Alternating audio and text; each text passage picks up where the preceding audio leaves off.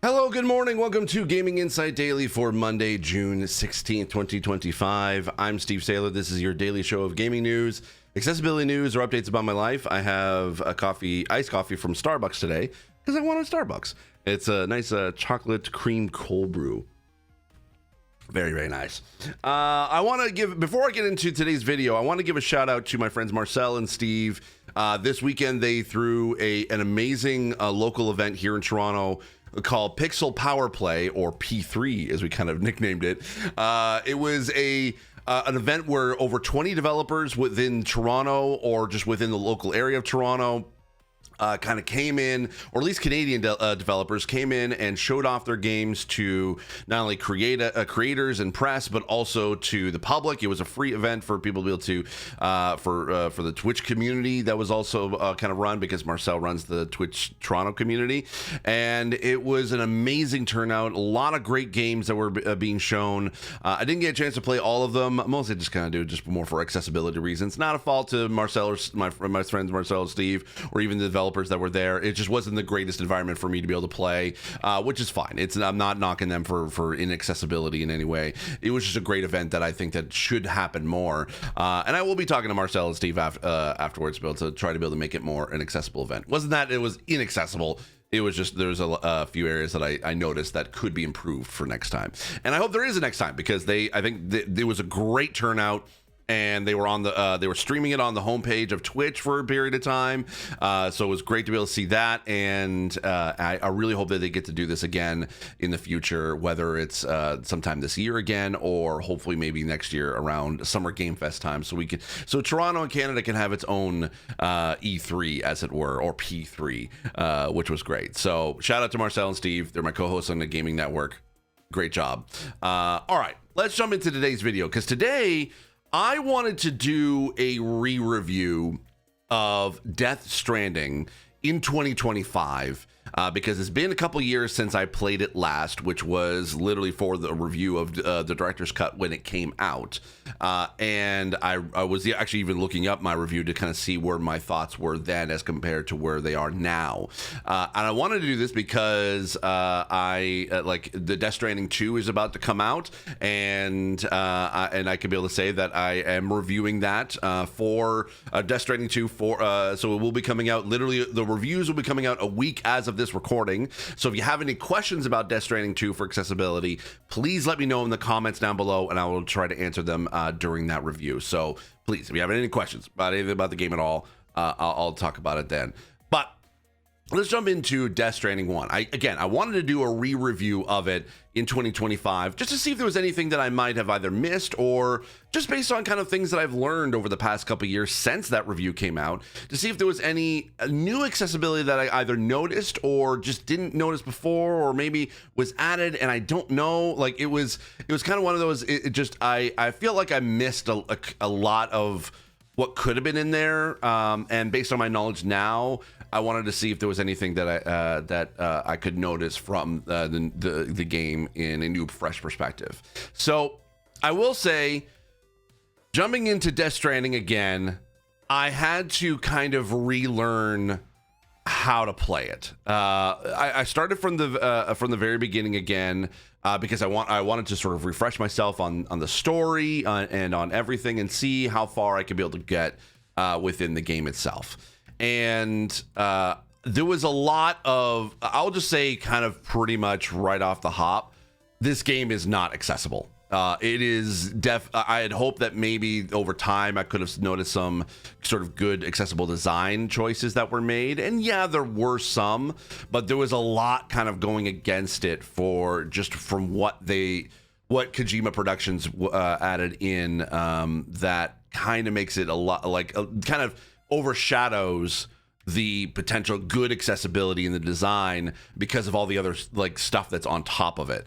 And case in point, so there is a bit of a kind of a sort of Zen-like mode when you're playing this game, because it is in all intents and purposes, I think people calling it a walking simulator, but I kind of call it as sort of a mail person or delivery person simulator, because you can just sort of just walk with your cargo from one place to another, and you're kind of walking over different types of terrain, and or even going on, like literally going on vehicles, and you can kind of, in a way, kind of go on a cross country sort of road trip in essence. And so there is a little bit of simplicity in that, but what overshadows it is all the additional subsystems around that basic idea that kind of make it inaccessible to play. Case in point, you have to be able to manage your cargo, which, yes, I get to a certain degree. If you want to add a little bit of extra layer of complexity into the game, you want to add a little bit like that than it's just being a walking simulator. So yes, you have to manage your cargo and weight of that cargo, and also balancing it properly to make sure that you're not going to tip over if you're kind of on a slant on a hill, and you have to kind of keep your balance. But in order to be able to do that, you have to kind of go through menus upon subsystems, because you have to, if you want to be able to move like one package to, say, attached to your suit instead of on your backpack, you have to hit your options button, go into go into your cargo management menu, then you have to go and find the item that you want to be able to put, then you have to hit X on it. But if you have to do multiple items, you basically have to hit square on each of the items you want to do, then you hit X, and then you decide on where you want to put it, whether it's on your tool belt or on your suit, or kind of more aligned on your backpack, and then you basically have to hit X again in order to be able to do it. And then if it's not balanced properly, then you can be able to hit a triangle button in order to be able to kind of auto sort of place everything so that it makes it a little bit more balanced, and then you can be able to get back and do it. It's when you're that's a constant thing that you're having to worry about. And plus, also, again, if you have to balance as you're walking the cargo that you're carrying, and you have to hit L2 and R2, so basically your left and right triggers, anytime it kind of pops up, whenever kind of leaning from one side to the other, you have to hit either one of those triggers to rebalance yourself. And sometimes you have to hold that for quite a bit in order to be able to kind of steady yourself. And when you're crossing rivers, you have to steady yourself, so you have to basically push both triggers together in order to be able to continue walking through any water. Also, anytime you're kind of like you're on a sort of steep incline decline, you have to basically hold down the same trigger buttons at the same time to kind of keep yourself steady. And there's just a lot. And then you're also having to deal with mules, which are your enemies that basically are trying to steal your cargo. Then you're trying to be able to deal with BTs, which are also a thing that you have to kind of like walk, kind of be stealth around.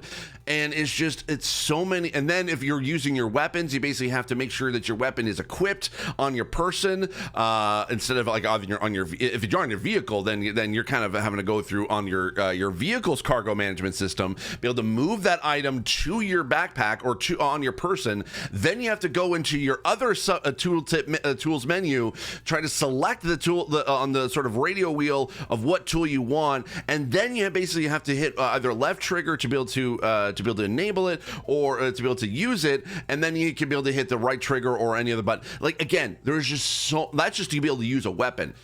There's so many systems upon systems that I think this is a terrible time for cognitive disabilities, for motor disabilities, for blind disabilities. I think probably deaf and hard of hearing is probably the only one that actually be able to do well, but a lot of other stuff that comes into play is also a big issue, because when you're having to be able to find BTs, you can't see the BTs, you can hear them.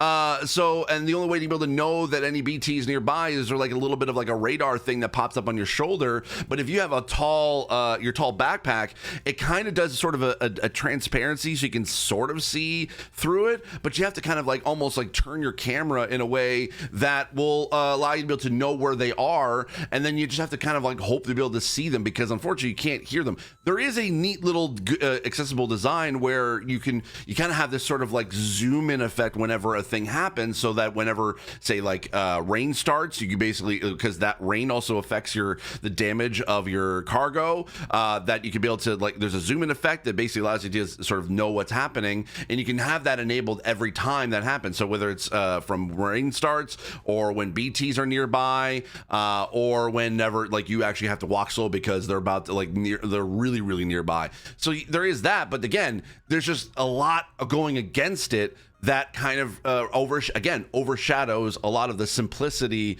of some of the game design, the good game design that is accessible. So that's just kind of one aspect of this game. There were many times that I just felt like I think the most frustrating thing, it wasn't even the story, because I was very interested in what the story was.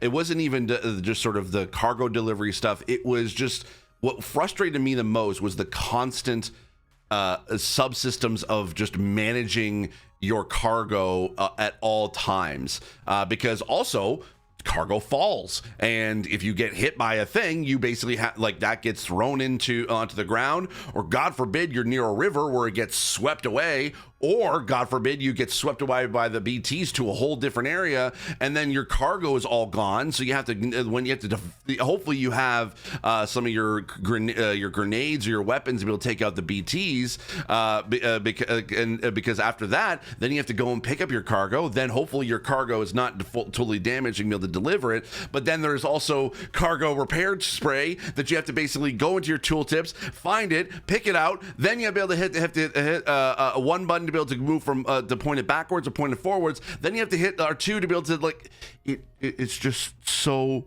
much. There's just so much. I think probably the most frustrated I got was at one point you have to pick up a body to basically, it's human cargo, and I had a vehicle, which kind of helps. It does alleviate some of the balancing issues, and it's great having a vehicle to be able to drive around. Not exactly the easiest pathways, but you know, I was able to make do with what I had. I had a truck, I had all my cargo on there. I went to go pick up the person, and I had stuff on my back, and I put but the only way for you to be able to carry the human cargo is you have to clear off everything on your back, and then if you go into your truck, then you'll be able to hit it automatically puts the human cargo in the passenger seat. Then you have to go back, pick up your cargo off the ground, put it back in the truck. The amount of thought process I had to do to get to figure that out was frustrating. I know I just spent the past few minutes just basically explaining all of it. Like, that is how, if you thought that sounded complicated or complex or inaccessible, yeah, that is how I felt the entire time. To the point where I had hoped that maybe, because of reviewing this in 2025, I felt like maybe I had improved my gameplay a little bit, so I could actually be able to continue playing and hopefully maybe even finish the game before I jumped into Death Stranding 2. I got about 35 hours into the game, and I still was like not even halfway. I was just barely halfway into the game, and I was like, I need to stop. I had to stop and basically, like, just watch a recap video of what actually happens after that point, because it wasn't that it was just frustrating. It was just, I was trying to get to the end, and I will admit, it is a game that you should take your time with. You should sort of just allow the game to be immersed into this world, because when you feel immersed in the world, that's where I think Kojima really shines with his storytelling. And I really do feel like that, yes, Kojima is a genius when it comes to video games, like stories, concepts, game design. But unfortunately, I feel like that some of that genius, I'll just say it, that genius is inaccessible. Because there was a lot of times where I felt like I was battling my own disability as I'm trying to be able to battle a BT at the same time. And I would love to have a conversation with Kojima at some point to talk about accessibility, not to basically say you're doing it wrong, but I feel like I would love to hear hear what his idea of a game design around something of a disability, but doing it in the proper way. Like, I would love to be able to see that out, because I think Kojima is one of the greatest video game makers of all time. I really do think that.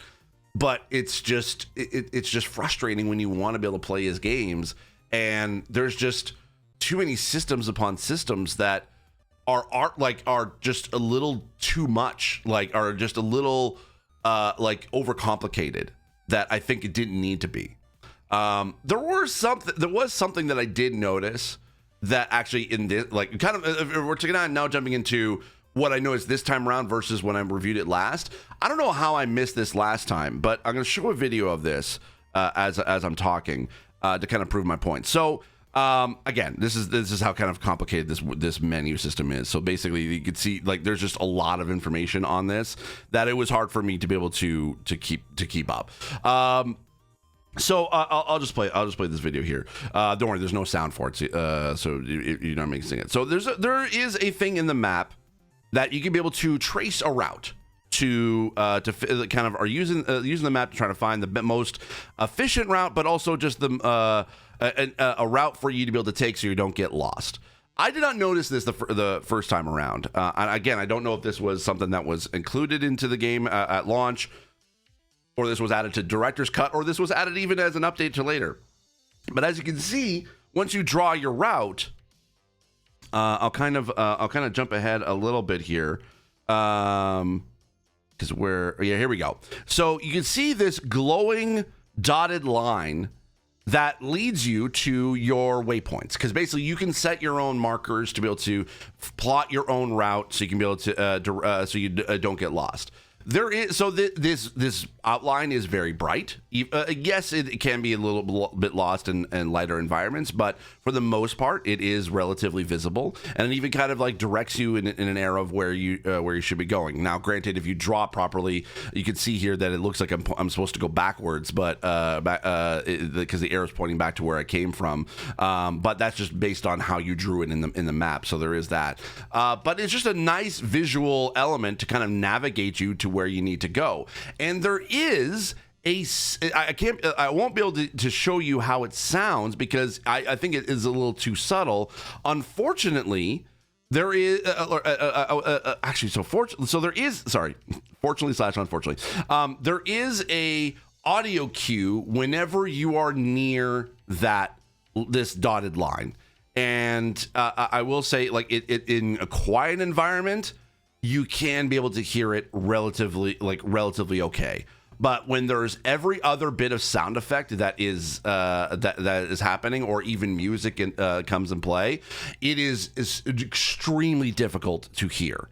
And I felt that there was, like, it was great to have, but it was unfortunately not like it was the most subtle sound effect I think I've probably heard in video games ever to help you navigate. I like the visual of it. I think it looks great. It even, in fact, it even tells you kind of like using color to sort of let you know how steep an incline is when you're kind of going trying to direct where that line should go. But it is helpful to be at least be able to let you know where you're supposed to go. And I do appreciate that. I did not notice that the first time, and that is something that I was happy to be able to see in this.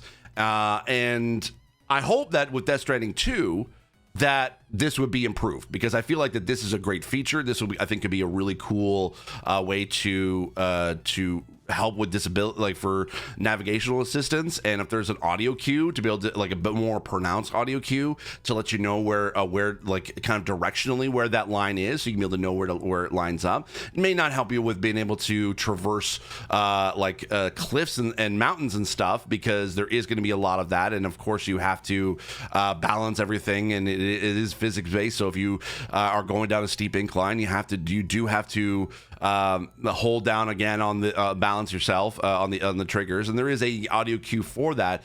But I think that if it's improved upon in Death Stranding 2, I would love to be able to see it, and I hope that they are able to improve upon that. Beyond that, though, that was kind of the only thing that I noticed this time around that was a lot more accessible, because everything else unfortunately just wasn't. And it's not to say that I did not enjoy the time that I played, but because I was able to play a lot further than I did before, and the story really kind of got like really, really good to the point where I wanted to keep going. It was just the constant systems upon systems really made it extremely difficult for me to play. So yeah, that's kind of really where I'm that I kind of land on it, and I think that's kind of where I'm also going to leave it today for this review. I will say this, like, again, it's like if you're hoping that maybe over time that Kojima Productions would have updated this to maybe add a little bit more accessibility, I would say probably not. This is definitely a skip. If I had to give a score again. Actually, I don't even think I didn't even give a score in my Death Stranding 2 Death Stranding director's cut before. So I would say that right now it's barely a 2 out of 5. Or if I had to put it on a 10 scale, I would say it's barely a 5 for accessibility. Because again, there's just a ton of other stuff. No screen reader. No control remapping, unless maybe on PC. I don't know, because I don't have the PC version of this. There is no navigational assistance. There's no subtitle background, so a lot of subtitles can get lost. There's no full captions. There are some times where even there can be dialogue that is not the captioned. There's not enough visual elements to let you know when an enemy is nearby. For deaf and hard of hearing players, there is just way too much happening with this, everything going on, to be able to even make this even remotely accessible for cognitive disabilities. There's just so many gaps that this game misses, that it's just you would have to sort of either sacrifice a little bit of your disability frustrations just so that you can be able to play this game if you wanted to play this game. But if you feel like, no, this does not sound like it, like this game is playable for me, then I would say skip it, unfortunately. And with the amount of praise that this game got, and of course with the amount of praise that Kojima gets for just making really interesting and far and out there in games, he is an auteur for a reason. It's just I just can't recommend it. I can't recommend it to anybody. So, but we shall see.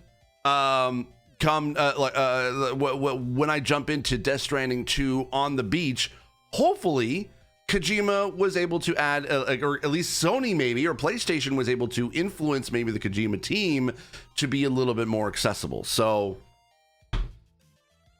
we shall see if Death Stranding 2 on the beach is worth it for accessibility.